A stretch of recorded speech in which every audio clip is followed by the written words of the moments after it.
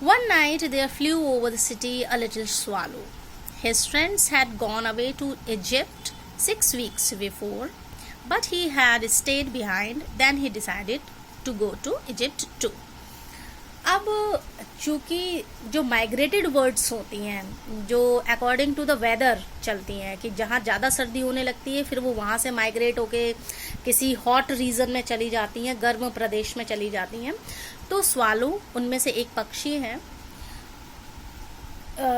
उसका पूरा जो ग्रुप था वो लगभग 6 हफ्ते पहले ही इजिप्ट की तरफ उड़ चुका था, जा चुका था, क्योंकि इस शहर में अब सर्दी का विंटर सीजन आने वाला था। ठीक है ना, it is time to arrival the winter season.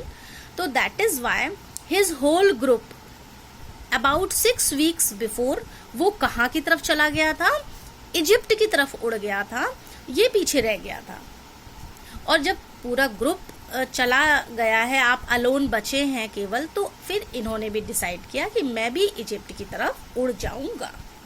Okay, All day long he flew and at night time he arrived at the city.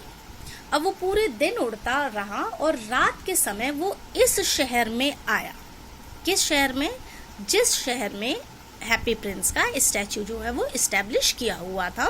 और ये बहुत जो टॉल था, बहुत ही टॉल था, पूरा शहर ये इजीली देख सकता था, इतना जो है टॉल इसका पेडेस्टल बना हुआ था।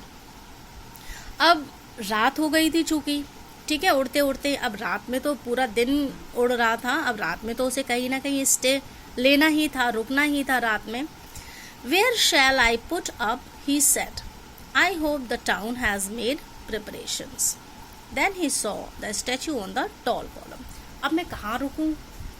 पूरा टाउन उसने घूम लिया और पूरे टाउन को राउंड करने के बाद उसने उस स्टैचू को देखा जो बहुत ही टॉल था, ये जो कॉलम जिसे पेडेस्टल बोलते हैं, ठीक है, यहाँ पर उसने कहा कि yes I will put up there, मैं यहाँ पर जो है वो आराम करूँगा। He cried, it is a fine position with plenty of fresh air.